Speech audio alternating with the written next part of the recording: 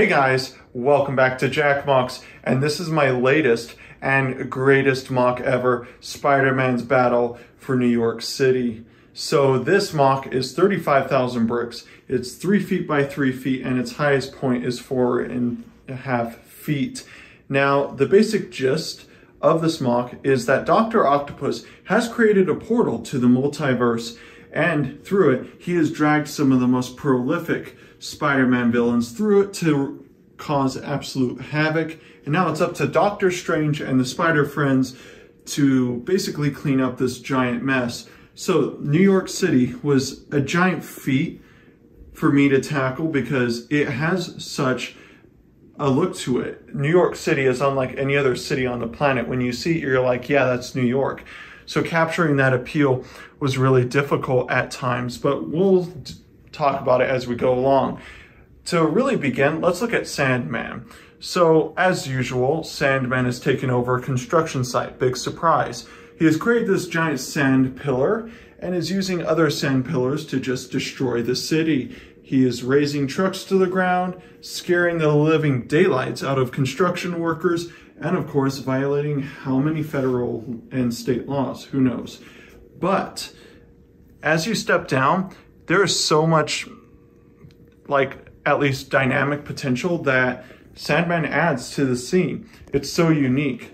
Definitely creating the pillar was really difficult with all the greebling techniques that I put in. This was actually version number 6 of this little sand pillar that I had to make. And that's just because of the color choice. Making it look cohesive, nice, and cleaned up was just so difficult at times. Same with this pillar. Just creating the look and the hand was so difficult because even one brick in the wrong place would just make it all look horrible. But this scene does feature my favorite, at least, mini scene in this entire mock. And it is the image of Sandman lifting up all of the vehicles and the 2 Spider-Men just rushing at him. It's so great. I think it's really fitting that I used Miles Morales and Gwen Stacy because this is definitely the biggest, at least, boss fight of the entire mock, and having probably the 2 strongest Spider-Man and, of course, Spider-Woman facing off against this behemoth of a villain, I think is really fitting.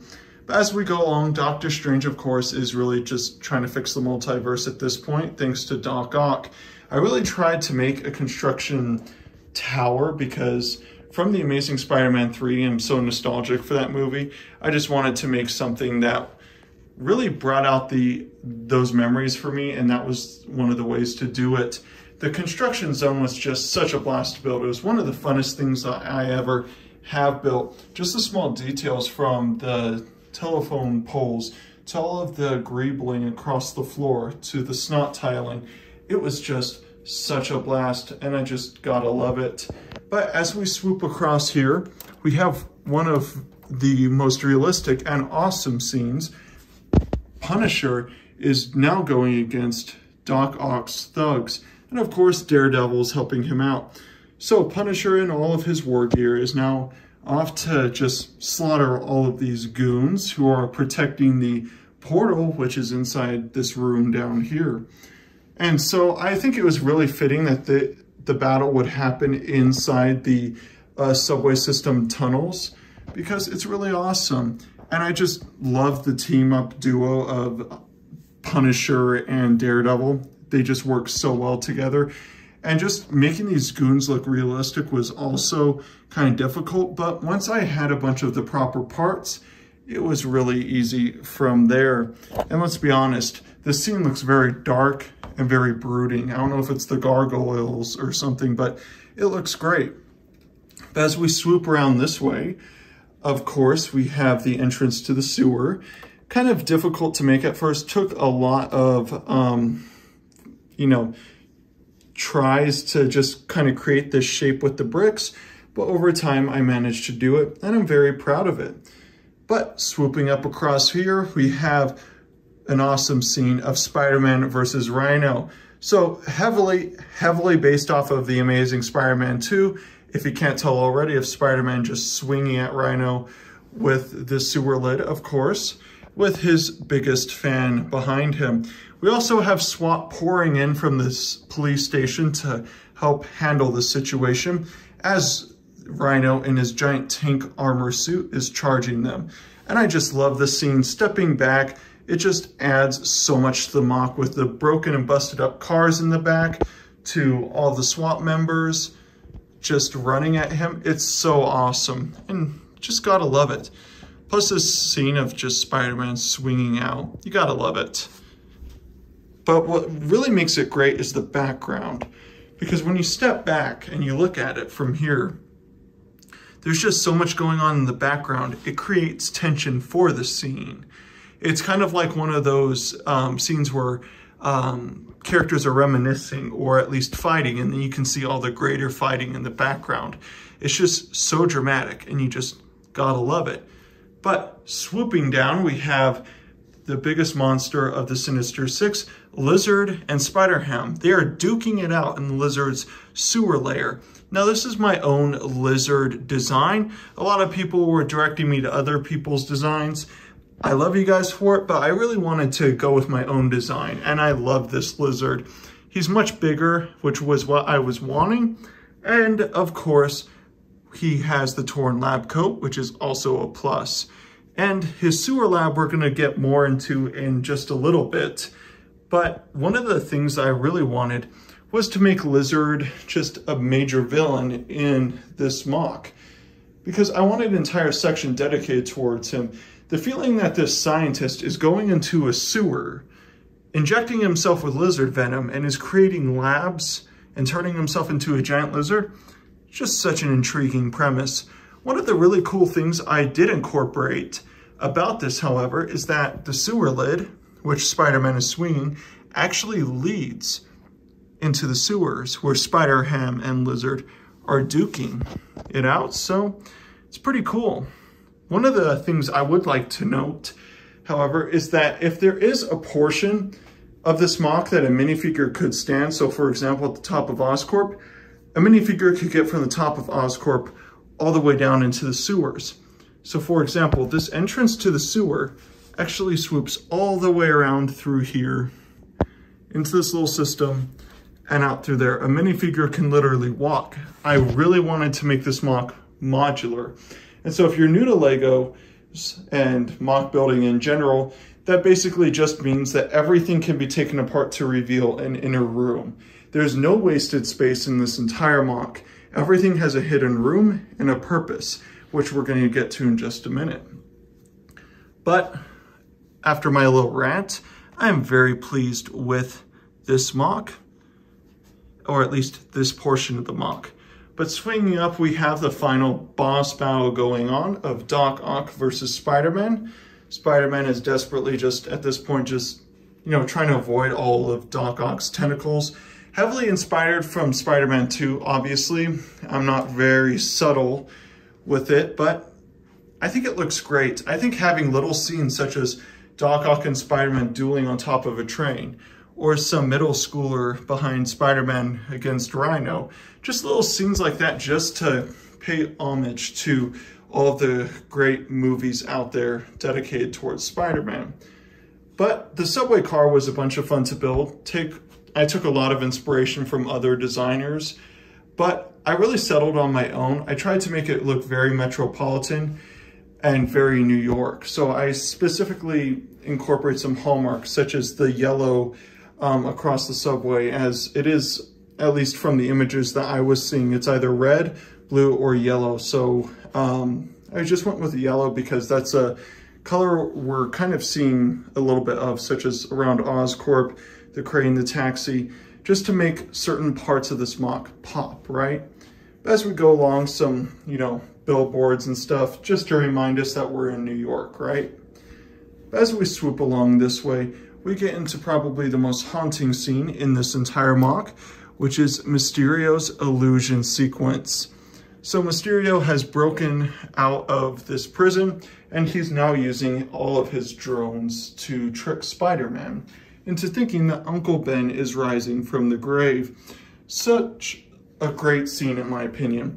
I love it because it really differs from everything else. When you look at, for example, over here, like this little road, it's very cleaned up. And as you move along to Oscorp, it's clean, but then boom, you have this very greebled old graveyard sequence. And that's what makes it nice. When you step back, it adds so much character to the MOC. It adds fun. It adds a dynamic nature to it. And that's what I'm really going for. Just like a very simple scene. But what really sells it is the drones. Let's be honest, the drones really make this MOC great. Because having this little swarm of them around Mysterio is just awesome. And just a lot of greebling and just color choice went into it, because if I chose black instead of this reddish brown, it wouldn't look half as great. And having the pillar, for example, a lot more rundown and broken than the others was also a creative choice on my part, just to kind of keep that air of realism and consistency with the MOC. So I was really pleased with that. But the mist effects were just so much fun to build. Having them all strewn throughout was just such a blast to build. And the drones themselves were also a lot of fun. But as we swoop along here, we have the little like road, I would say. I'm kind of torn on whether or not it's a road or it's partially a road and a parking spot. I'm just gonna go with it's a road. I really tried to incorporate like this little highway sign in honor of Spider-Man No Way Home, the highway sequence, and I really like it. It really adds a lot of character to this alleyway of the MOC. If it wasn't there, it would look very awkward having these two buildings there, because with the police station squished right there, right next to Oscorp, it would look very awkward to have this space. So at the last minute, I just made this sign. We'll get another view of it in just a moment, but I like it. Just incorporating the traditional blue signs that you see on American highways with, you know, restaurants, information for people walking in to see, of course, right? But down to a much cooler scene, we have the subway station. So the subway station can actually be accessed by a minifigure down those stairs, but we'll get to that in just a bit. So all the pedestrians are now hiding out down in the subway station out of fear of their lives for the battle that's ensuing at the top. And we have a bunch of police down there, but unluckily for them, Venom and Carnage have decided, of all places, to duke it out down here. It's not a Spider-Man MOC if you don't have these two in it.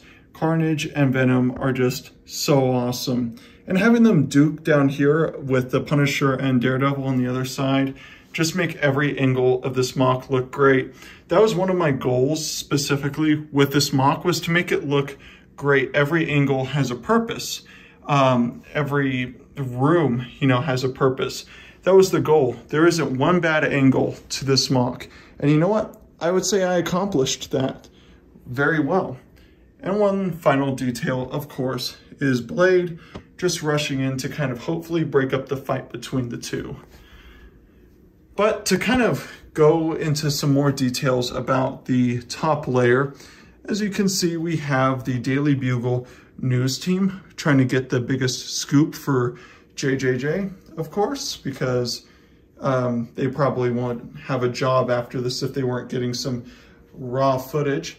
And of course, we have the police and SWAT just helping the last of the, at least civilians, down into the subway station for, you know, just to help them survive, because let's be honest, that's their first job.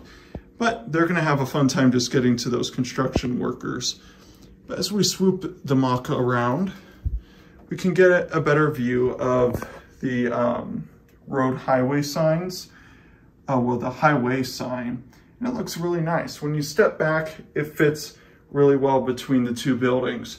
But speaking of the two buildings, well, three actually, I'm not gonna go in depth with them at all. You're not gonna see that because each of them have their own video dedicated to it. So I have a 10-minute video on a large breakdown of everything in Oscorp, and the same with the police station. So if you're wanting that, there's a link down in the description, but I just figured I'd let you know about that right now. But one final key detail I was intentionally leaving out was Spider-Man versus Green Goblin. I really wanted to pay honor to the Spider-Man comic where Green Goblin hurls Gwen Stacy off his glider. I thought doing that with MJ and incorporating the MCU Spider-Man was just going to be such an awesome scene, and I'm really pleased with it because Green Goblin at the end of the day is Spider-Man's nemesis. Many people would argue Doc Ock is, but Spider-Man is Green Goblin's nemesis and vice versa. So I think this scene looks great. My custom Green Goblin, gotta love him. Very unhinged, very crazy. And I would say every aspect of this mock works. Everything has a purpose, and I just gotta love it. One of the craziest things about it was when I first got the Daily Bugle. That's what actually inspired this, was when I got this set right here. All I wanted to do was just make an extension of it, make a giant scene, and here it is. That one set created this massive mock, and I couldn't be prouder. So, to show you some more details, let's go down into the basements. So, as you can see, this is what it looks like once everything is removed. Now, the reason Oscorp and the Daily Bugle are not removed is because everything over there you can already see, such as the subway portions and stuff. You'd only be getting a top view or bird's eye view, sort of like this, as you can see, this view of Punisher and Daredevil versus the Goons. Well, awesome. I don't think that many of you would care about the subway system, but I'm sure you all wouldn't mind some more awesome images and views of this awesome fight scene occurring right here. But to kind of move on, let's go to some main portions such as Doc Ock's lab. So we have the Tinkerer down here, who is Doc Ock's little sidekick, who helped him build the portal to the multiverse, as you can see. So I kind of made this little workspace, just took all the cabinet parts, kind of some old, nice, gold parts, some mechanical parts, and just kind of created this little space for the Tinkerer. And to be honest, it looks pretty cool. I think the Tinkerer figure is all right. And I think the scenery is what really makes it. It's very dark, very gloomy, and very unfinished. And I think the aesthetic works perfectly. As we kind of swoop around this way, you're probably wondering what the subway car is doing right here. Well, that's actually Tinkerer's mobile lab, kind of inspired from Zootopia in a way with, the meth subway car lab.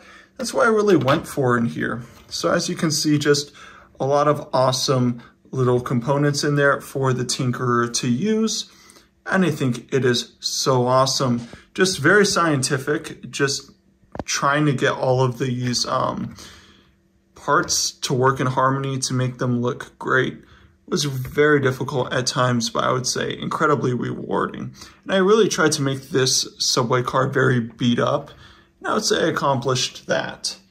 As you can see in here, of course, it looks a lot more empty, and that's one of the reasons I wanted to incorporate it, was to provide a sense of relief for this area. And I think it worked out very well. But one of the things I also want to note is just a lot of the complexities in this section. For example, there are a lot of removable floors that reveal more hidden rooms, such as the boiler rooms down in here.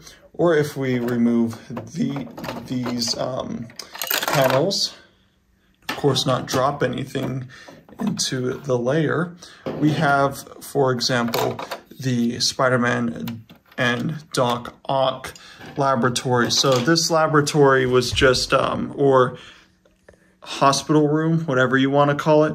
I think either way it works well.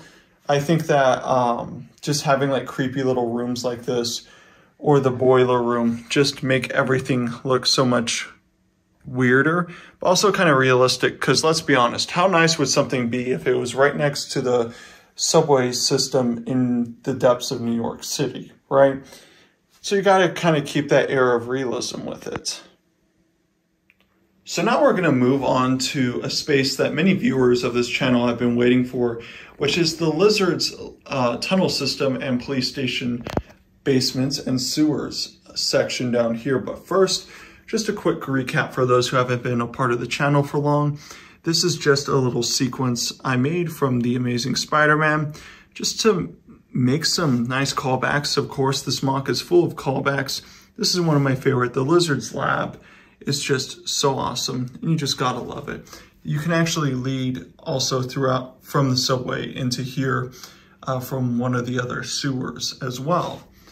Just a little entrance right there.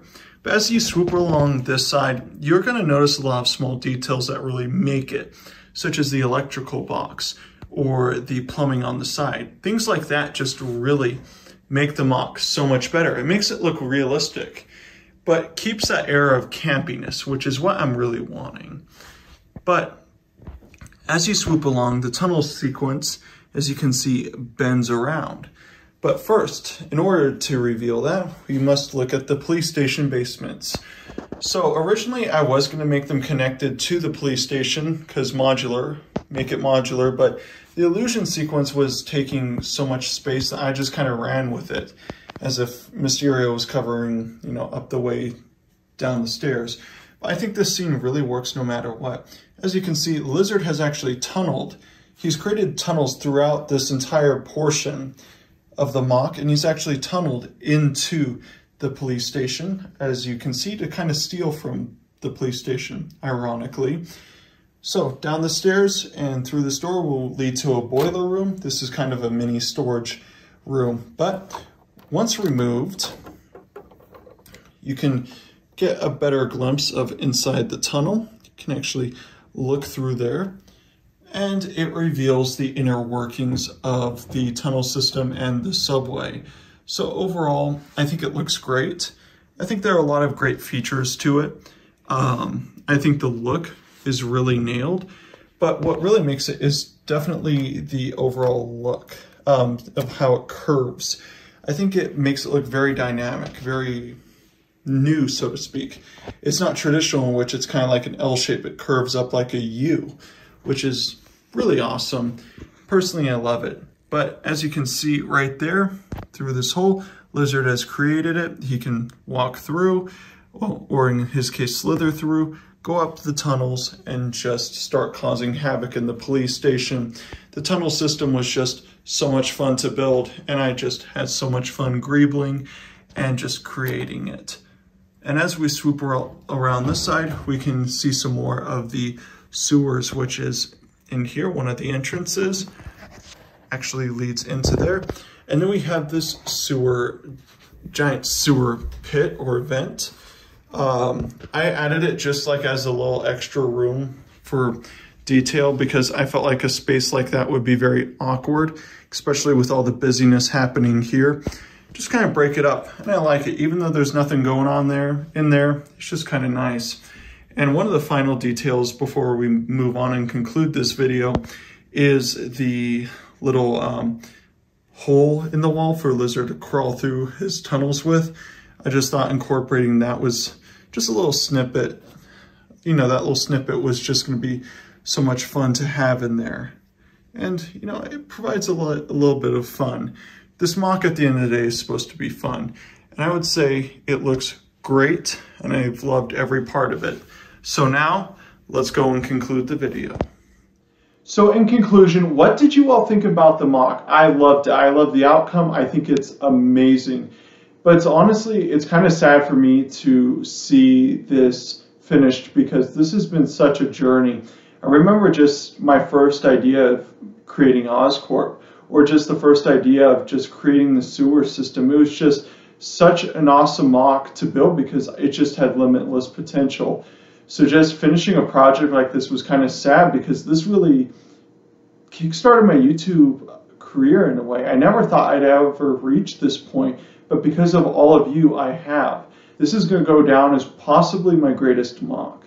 Not only just because of how great it is, but because this is the one that started it all. I could argue Helm's Deep did a lot, but this mock truly defined my channel. Thank you all for the amazing journey. Thank you all for having faith in me every step along the way. And thank you for every support, tuning in for every video every week. Every single one of you, just thank you from the bottom of my heart. But to conclude this video, stay tuned. I have one more video coming this weekend. Be sure to like, share, and subscribe. And of course, my fellow builders, let's keep on building.